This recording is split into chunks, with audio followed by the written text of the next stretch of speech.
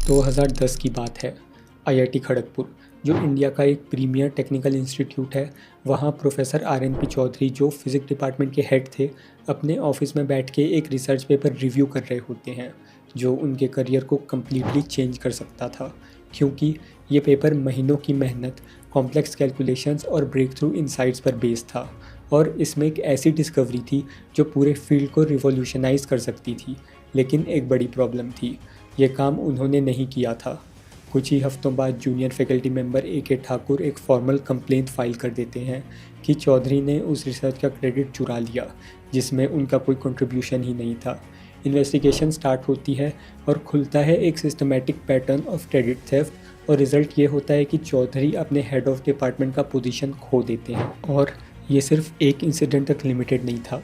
उस साल कई टॉप इंस्टीट्यूट में प्लेगरिज्म और रिसर्च क्रेडिट डिस्प्यूट सामने आए। कुछ जगह इंटरनेशनल जर्नल्स ने पेपर रिट्रैक्ट कर दिए, और आज यूनिवर्सिटी ग्रांट कमीशन ने प्लेगरिज्म के लिए एक 4 टियर पनिशमेंट सिस्टम इम्प्लीमेंट कर रखा है, जिसमें अगर 60% से ज़्यादा प्लेगरिज्म मिल जाए तो स्टूडेंट एक्सपेल भी हो सकता है, फैकल्टी मेंबर को सस्पेंड किया जा सकता है, और करियर ऑलमोस्ट ख़त्म हो जाता है। पर यह प्रॉब्लम सिर्फ एकेडमिक्स में ही नहीं, बल्कि इंडियन वर्कप्लेस में भी डीपली रूटेड है। एक रीसेंट रेडिट पोस्ट में किसी ने पूछा कि इंडियन मैनेजर्स क्यों दूसरों के काम का क्रेडिट ले लेते हैं। कमेंट्स में लोग अपना एक्सपीरियंस शेयर करते हैं, जहां टीम की मेहनत को ऊबर के लोग अपने परफॉर्मेंस रिव्यू में डाल देते हैं प्रमोशन के लिए। स्टडीज़ भी यही इंडिकेट करती हैं कि बहुत से इंडियन एम्प्लॉयज़ फील करते हैं कि उनका रियल कंट्रीब्यूशन सही तरह एक्नॉलेज ही नहीं होता। कॉर्पोरेट कल्चर में अक्सर एक अनरिटन रूल फॉलो होता है, क्रेडिट हमेशा ऊपर की तरफ जाता है और काम नीचे की तरफ आता है, और यही है पावर का law number 7, get others to do the work for you but always take the credit. आज हम देख रहे हैं कैसे ये पुरानी स्ट्रेटेजी सिस्टमेटिकली ट्रस्ट, इनोवेशन और फेयरनेस को अंडरमाइन कर रही है इंडियन वर्कप्लेस में। और सबसे इम्पोर्टेंट बात, आप कैसे अपने आप को इस गेम से बचा सकते हो। चलिए अब मैं आपको दिखाता हूँ वो एग्जैक्ट साइकोलॉजी जो एक्सप्लेन करती है कि इंडियन मैनेजर सिस्टमैटिक तरीके से अपने टीम का क्रेडिट क्यों ले लेते हैं। सब कुछ एक प्रेडिक्टेबल पैटर्न के हिसाब से अनफोल्ड होता है। पहला स्टेज होता है सेटअप, जहां एम्प्लॉय एक इनोवेटिव सॉल्यूशन या ब्रेक थ्रू आइडिया लेकर आता है किसी कॉम्प्लेक्स प्रॉब्लम का। मैनेजर ध्यान से सुनता है, सपोर्टिव बनता है, डिटेल क्वेश्चंस पूछता है, जैसे कि वो पूरे टीम को एम्पावर कर रहा हो। दूसरा स्टेज होता है एप्रोप्रिएशन, जहां वही सॉल्यूशन मैनेजर अपने हायर अप्स के सामने प्रेजेंट करता है, जैसे आइडिया उसके खुद के दिमाग से निकला हो। स्टेटमेंट्स आती हैं, माई strategy, I developed under my leadership.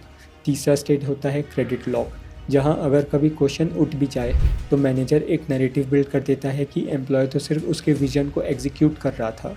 मतलब असली ब्रिलियंस मैनेजर के पास, और एम्प्लॉय बस एक इम्प्लीमेंटर जिसकी आइडेंटिटी और कंट्रीब्यूशन बैकग्राउंड में चली जाती है, और इससे पूरे प्रोसेस में असली क्रिएटर इनविजिबल बन जाता है। वर्क प्लेस डिस्कशन में ये पैटर्न इतना ज़्यादा देखा जाता है कि एम्प्लॉय ने इसको डिस्क्राइब करने के लिए अपनी इनफॉर्मल लैंग्वेज तक क्रिएट कर ली है।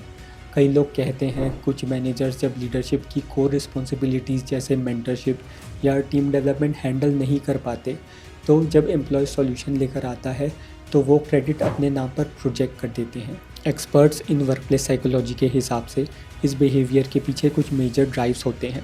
पहला फैक्टर होता है हायरार्किकल वैलिडेशन, जहां अथॉरिटी को इस बेसिस पर मेजर किया जाता है कि आप कितना ओनरशिप क्लेम कर सकते हो, और मैनेजर पर कॉन्स्टेंट प्रेशर होता है कि वो अपनी इंडिस्पेंसिबिलिटी प्रूव करते रहें।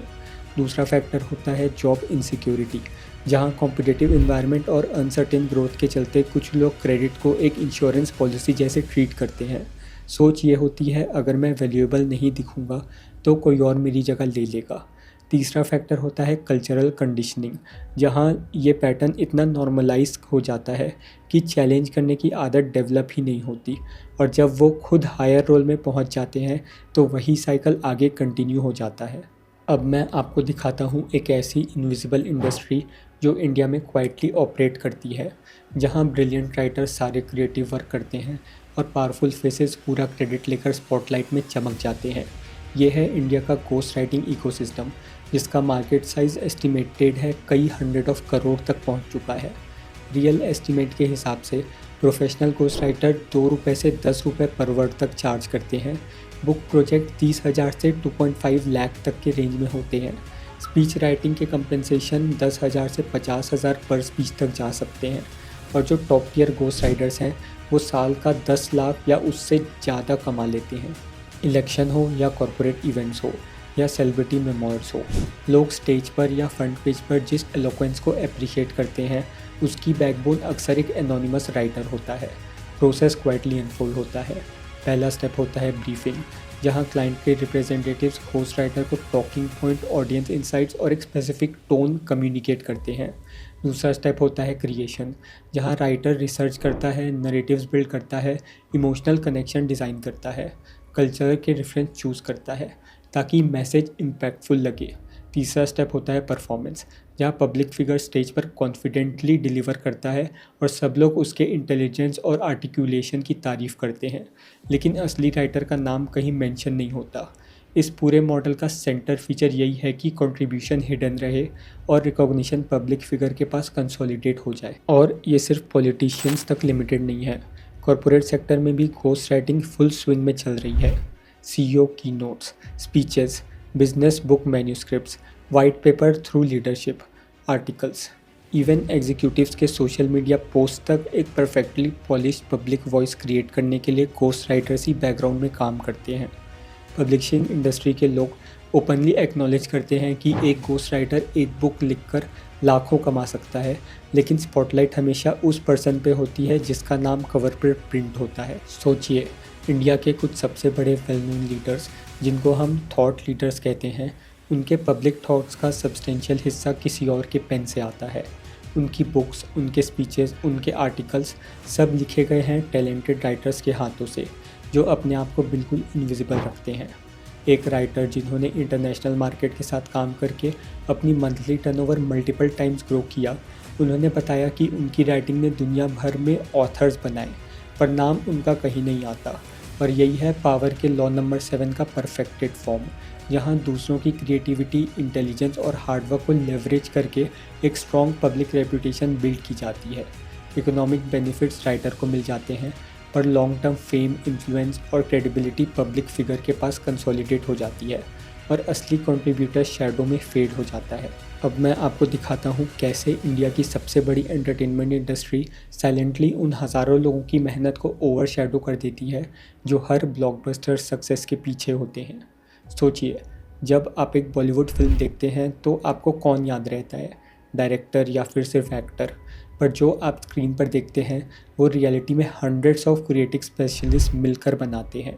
असिस्टेंट डायरेक्टर जो डेली फिल्म मेकिंग और केओस को हैंडल करते हैं, सिनेमेटोग्राफर जो एवरी फ्रेम को विजुअल मैजिक में ट्रांसफॉर्म करते हैं, एडिटर्स जो आवर्स ऑफ फुटेज को एक कंपेलिंग स्टोरी बना देते हैं, म्यूज़िक डायरेक्टर्स जो इमोशन को साउंड में कन्वर्ट करते हैं, कोरियोग्राफर जो आइकॉनिक डांस मूव्स क्रिएट करते हैं, कॉस्ट्यूम और प्रोडक्शन डिज़ाइनर्स जो कैरेक्टर और वर्ल्ड को शेप करते हैं। इंडस्ट्री एनालिस्ट के हिसाब से फिल्म मेकिंग एक कोलैबोरेटिव इकोसिस्टम होता है, लेकिन रिकॉग्निशन हल्की सी स्पॉटलाइट में सेंटर स्टेज पर ही कॉन्सेंट्रेट हो जाता है। इंटरव्यूज़, पब्लिसिटी और मार्केटिंग मोस्टली कास्ट के अराउंड रिवॉल्व करती है। कई बार तो डायरेक्टर्स तक का नाम कवरेज से मिसिंग होता है। और जब फिल्म हिट होती है तो डायरेक्टर्स को अवार्ड्स मिलते हैं, एक्टर्स को फेम, एंडोर्समेंट डील्स और पब्लिक एडोरेशन मिलता है, प्रोड्यूसर्स को बिजनेस सक्सेस का क्रेडिट मिलता है, लेकिन जो टेक्निकल और क्रिएटिव टीम एक्चुअल क्राफ्ट और एग्जीक्यूशन संभालती है, उनका कंट्रीब्यूशन क्वाइटली एंड क्रेडिट्स में डिसॉल्व हो जाता है। स्क्रीन ब्लैक होती है, नाम स्क्रॉल करते किए जाते हैं और ऑडियंस थिएटर से निकल जाती है बिना ये जाने कि असली ब्रिलियंस किसके हाथों से गुजरी है। बॉलीवुड कंट्रोवर्सीज बार बार हाईलाइट करती हैं कि फिल्म मेकिंग में क्रेडिट किस तरह डिस्टॉर्ट हो जाता है। कई प्रोजेक्ट्स में क्रिएटिव विजन पर डिसएग्रीमेंट सामने आता है, जहां स्टार पावर और डायरेक्शनल अप्रोच क्लैश कर जाती है और एग्जीक्यूशन का ब्लेम गेम स्टार्ट हो जाता है। फिल्म फेल होती है तो अकाउंटेबिलिटी नीचे की तरफ शिफ्ट होती है, और जब सक्सेस मिलता है तो हर लेवल पर लोग अपना कंट्रीब्यूशन सबसे बड़ा प्रूव करने की केस में लग जाते हैं। एक क्रिएटिव इनसाइडर ने बताया कि आज के फिल्म इकोसिस्टम में पब्लिसिटी और पर्सनल मैनेजमेंट एक मैसिव मशीन बन चुका है, जहां कब स्पॉटलाइट अलाइन होगी ये पीआर स्ट्रेटेजी डिसाइड करती है। सिर्फ कुछ ही लोगों पर पब्लिक गेज इंटरनेशनली कंसंट्रेट होता है, जबकि फिल्म मेकिंग के कोर क्रिएशन डजन्स और कभी कभी 100 लोगों के कोलैबोरेशन से होते हैं। लेकिन रिज़ल्ट ये होता है कि टेक्निकल टीम और बिहाइंड द सीन टैलेंट के नाम रेयरली ऑडियंस तक पहुंचता है, और जब रिकॉग्निशन लिमिटेड हो जाता है तो इनोवेशन और एक्सीलेंस को सस्टेन रखना भी मुश्किल हो जाता है, क्योंकि किसी भी क्रिएटिव फील्ड में सबसे बड़ी करेंसी होती है विजिबल एप्रिसिएशन, जिसे मोटिवेशन और फ्यूचर अपॉर्चुनिटीज़ बनाती है। अब मैं आपको दिखाता हूँ कैसे इवन स्टार्टअप वर्ल्ड, जो सपोजिटली इनोवेशन और फेयरनेस पर बिल्ड हुआ था, क्रेडिट डिस्ट्रीब्यूशन की प्रॉब्लम से बच नहीं पाया। रिसेंट प्रोफेशनल डिस्कशन हाईलाइट करते हैं कि फाउंडर्स एक कॉन्स्टेंट टेंशन एक्सपीरियंस करते हैं कि कितना क्रेडिट अपने पास रखना है ताकि इन्वेस्टर्स उनके विजन पर ट्रस्ट करें, और कितना ओपनली टीम के साथ शेयर करना है ताकि एग्जीक्यूशन इंजन मोटिवेटेड रहे। बिजनेस लीडर्स एडवाइस देते हैं कि फाउंडर्स को समझना होगा लोग किस चीज़ के लिए वैल्यू देने को रेडी होते हैं, लेकिन असली सवाल ये उठता है कि जब एक स्टार्टअप सक्सेस करता है तो रिकॉग्निशन का प्रपोर्शन कैसे डिसाइड होता है। क्या पूरा स्पॉटलाइट फाउंडर्स के विजन पर फोकस होता है, या फिर उस टीम को इक्वली विजिबल ऑनर मिलता है जिन्होंने स्लीपलेस नाइट्स और रिलेंटलेस एग्जीक्यूशन से प्रोडक्ट बनाया होता है। और यहीं पर स्टार्टअप इकोसिस्टम का हिडन पैराडॉक्स इमर्ज होता है। स्टार्टअप ऑथेंटिसिटी और कोलैबोरेशन की ब्रांडिंग पर चलता है, लेकिन क्रेडिट जब बांटना होता है तो कंसोलिडेशन सिर्फ टॉप रैंक तक रुक जाता है। इन्वेस्टर्स को स्ट्रॉन्ग इंडिविजुअल लीडर्स बैक करना ज़्यादा स्ट्रेट फॉरवर्ड लगता है। मीडिया को एक सिंपल नैरेटिव चाहिए जिसमें एक सिंगल हीरो हो जो सक्सेस की कहानी ड्राइव कर रहा हो, लेकिन ग्राउंड रियलिटी ये है कि कोई भी स्टार्टअप सिर्फ तब सक्सीड करता है जब पूरी टीम कलेक्टिव एफर्ट से इम्पॉसिबल प्रॉब्लम सॉल्व करती है। रिकॉग्निशन सिस्टम हमेशा इंडिविजुअल अचीवमेंट्स को रिवॉर्ड करते आए हैं, कलेक्टिव कंट्रीब्यूशन को रेयरली सेंटर स्टेज मिलता है। इसलिए जब एक मुंबई बेस्ड फाउंडर ने शेयर किया कि सैलरी मिलते ही टीम मेंबर रिज़ाइन कर गए, तो उस फ्रस्ट्रेशन ने कन्वर्सेशन में एक और एंगल ऐड कर दिया।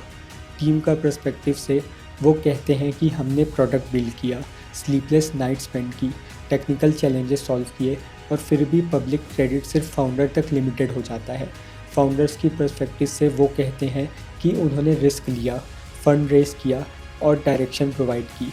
विजन के बिना एग्जीक्यूशन एग्जिस्ट ही नहीं करता। इन्वेस्टर्स लेंस से डिसीजन सिंपल होता है, हम फाउंडर्स को बैक करते हैं क्योंकि टीम रिप्लेस हो सकती है पर कोर विजन और लीडरशिप नहीं, और फिर भी सक्सेस का वेट हर तरफ इक्वल नहीं होता। एक को फाउंडर ने पब्लिकली शेयर किया कि 100 करोड़ रेस करने के बाद भी उनके खुद के पर्सनल फाइनेंशियल स्टेबल नहीं थे। इससे प्रूव होता है कि क्रेडिट स्पॉटलाइट में होना हमेशा एक्चुअल टेंजिबल आउटकम गारंटी नहीं करता। कुछ प्रोग्रेसिव फाउंडर्स रिकॉग्निशन को डेमोक्रेटाइज करने की कोशिश कर रहे हैं, जैसे की बिल्डर्स को पब्लिक क्रेडिट देना, इक्विटी शेयरिंग को एक्सपेंड करके टीम मेंबर्स को मीडिया फ्रंट पर लाके एक्सपेरिमेंट्स करना, अवार्ड्स में कलेक्टिव एक्नॉलेजमेंट देना।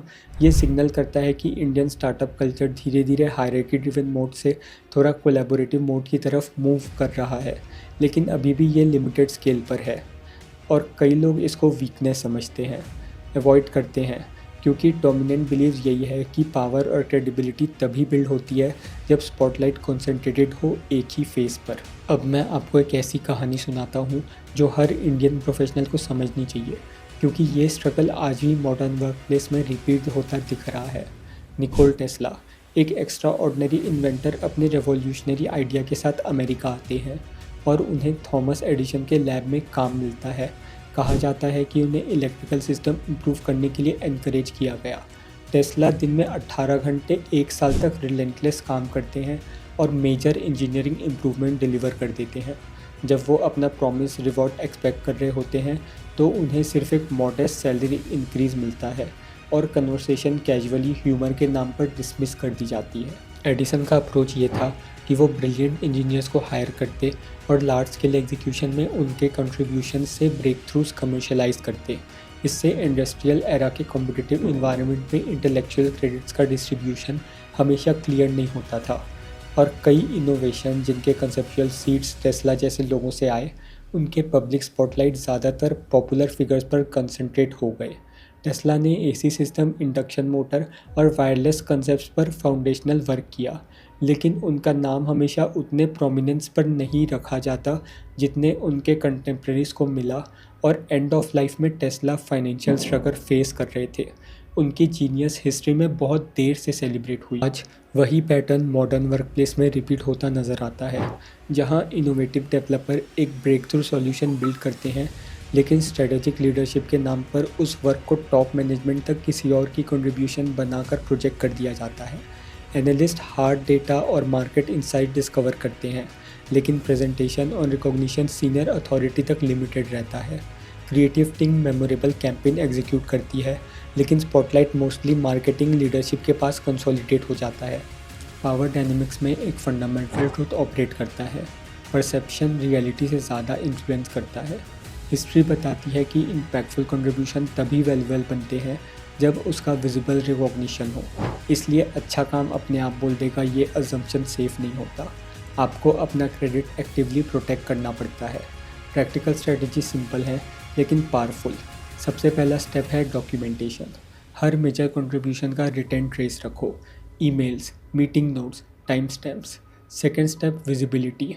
अपने काम को रिप्रेजेंट करने का मौका खुद सिक्योर करो। अपनी वैल्यू को किसी और के नैरेटिव्स में डाइल्यूट मत होने दो। Third step alliances. ऐसे कोलैबोरेटर्स और मेंटर्स बिल्ड करो जो आपके वर्क के विटनेस बन रहे हैं। ट्रस्ट नेटवर्क अपना सेफ्टी नेट होता है। Fourth step credit sharing. जब आपको एप्रिसिएशन मिले तो ओपनली टीम को एक्नॉलेज करो। ये कल्चर और गुडविल क्रिएट करता है और आपको फेयर लीडर के रूप में पोजीशन करता है। Fifth step choice of battle. Her disagreement escalate नहीं होता, लेकिन जब पैटर्न क्लियर हो जाए तो स्ट्रक्चरल एविडेंस के साथ राइट चैनल तक वॉइस उठाना ज़रूरी होता है, ताकि एक्सप्लॉयटेशन साइलेंट नॉर्म ना बन जाए। और यही है सेवंथ लॉ ऑफ पावर का सबसे अनकंफर्टेबल ट्रूथ, जहां मेजॉरिटी प्रोफेशनल फील करते हैं कि उनका कंट्रीब्यूशन प्रॉपर्ली एक्नॉलेज नहीं होता। एकेडमिक डिस्प्यूट शो करते हैं कि रिकॉग्निशन का मिस एलोकेशन करियर तक शिफ्ट कर सकता है। Ghost writers significant income earn करते हुए भी स्पॉटलाइट से वंचित रहते हैं, जबकि पब्लिक क्रेडिट विजिबल लीडर्स को मिलता है। फिल्म इंडस्ट्री में world class technical talent cinematic magic create करता है, लेकिन फेम और award mostly front facing roles के पास कंसोलिडेट हो जाता है। पैटर्न्स एवरीवेयर कंसिस्टेंट होते हैं कि काम नीचे से ऊपर फ्लो होता है और क्रेडिट ऊपर से नीचे रेयरली रिटर्न होता है। आइडियाज़ ग्राउंड लेवल पर जनरेट होते हैं, रिकॉग्निशन बोर्डरूम के टेबल पर लैंड होता है और इसी मोमेंट पर हर प्रोफेशनल के सामने दो रास्ते खुले होते हैं। पहला, एक्सेप्ट कर लो कि सिस्टम हायरार्की ड्रिवन है और हर एक दिन जब आप ऊपर पहुंच जाओगे तो आपके पास भी वही एडवांटेज होगा। दूसरा, कॉन्शियसली डिसाइड कर लो कि फेयर रिकॉग्निशन के लिए वॉइस उठानी है और ऐसे इन्वायरमेंट बिल्ड करते हैं जहां क्रेडिट वहीं जाए जहां एफर्ट्स और ओरिजिनलिटी ओरिजिनेट होती है। ये सिर्फ इंडिविजुअल एम्बिशन की बात नहीं, बल्कि नेशनल इनोवेशन के फ्यूचर की बात है, क्योंकि जब क्रेडिट अनफेयरली शिफ्ट होता है तो इनोवेशन स्लो हो जाता है। ब्रिलियंट माइंड्स इनविजिबल फील करते हैं और कभी कभी वही लोग अपने पोटेंशियल के साथ कंट्री से बाहर निकल जाते हैं और इसी ब्रेन ड्रेन का एक मेजर ड्रिवन रिस्पेक्ट और रिकॉग्निशन का गैप होता है, सिर्फ सैलरी का डिफरेंस नहीं। आपका असाइनमेंट इस वीक के लिए सिंपल लेकिन पावरफुल है। एक आइडिया या कंट्रीब्यूशन जो आपने रिसेंटली दिया है जिसके रिकॉग्निशन फ्लिप होने का रिस्क हो, उसे डॉक्यूमेंट करो टाइम स्टैम्प के साथ। खुद को ईमेल कर दो, अपने एविडेंस ट्रेल आज से बिल्ड करना स्टार्ट करो और एक मोमेंट रुक कर सोचो, क्या आप अपने काम को एक्टिवली प्रोटेक्ट कर रहे हो या फिर आप मॉडर्न इनोवेशन क्रिएट करके साइलेंटली वेट कर रहे हो कि कोई और उस पर अपना नैरेटिव क्लेम कर ले। अगर आपको लगता है कि आपके कंट्रीब्यूशन को कभी अंडर एस्टिमेट या ओवरशैडो किया गया है तो इस मैसेज को उन कलीग्स के साथ ज़रूर शेयर करो जिनके एफर्ट्स को भी विजिबिलिटी मिलनी चाहिए। लाइक करो अगर आपने कभी देखा है कि आपके हार्डवर्क के पब्लिक क्रेडिट्स का डायरेक्शन चेंज हो गया।